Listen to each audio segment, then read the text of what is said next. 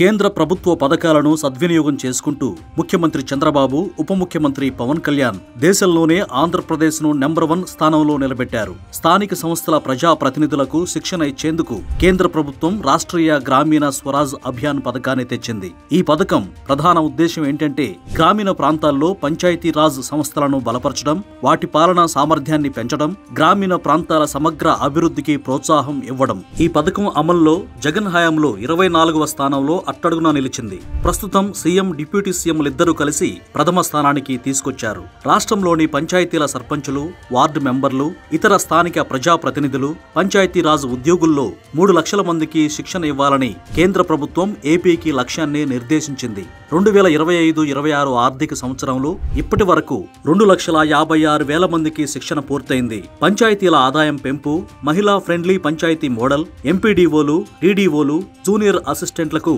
Foundation కోర్సుల్లో శిక్షణ అందించడం ద్వారా స్థానిక సంస్థలు, ఉద్యోగుల సామర్థ్యం పెంచేందుకు పంచాయతీరాజ్ శాఖ అధికారులు కృషి చేశారు. విశాఖపట్నం ఐఐఎం నేతృత్వంలో 500 మంది పంచాయతీరాజ్ అధికారులకు శిక్షణ ఇచ్చేందుకు ఎన్ఐఆర్డీ ఎంఓయూ చేసుకుంది. మొదటి బ్యాచ్లో 57 మందికి శిక్షణ ఇచ్చారు. ఉద్యోగులు, ప్రజాప్రతినిధులకు శిక్షణ ఇవ్వడం ద్వారా గ్రామీణ ప్రజలకు మేలు జరుగుతుందని పంచాయతీరాజ్ శాఖ మంత్రి పవన్ కళ్యాణ్ భావించారు. అందుకే రాష్ట్రీయ గ్రామీణ స్వరాజ్ అభియాన్ పథకాన్ని ముఖ్యమంత్రి చంద్రబాబు సహకారంతో సమర్థవంతంగా అమలు చేసి అట్టడుగున ఉన్న ఏపీని మొదటి స్థానంలో నిలబెట్టారు.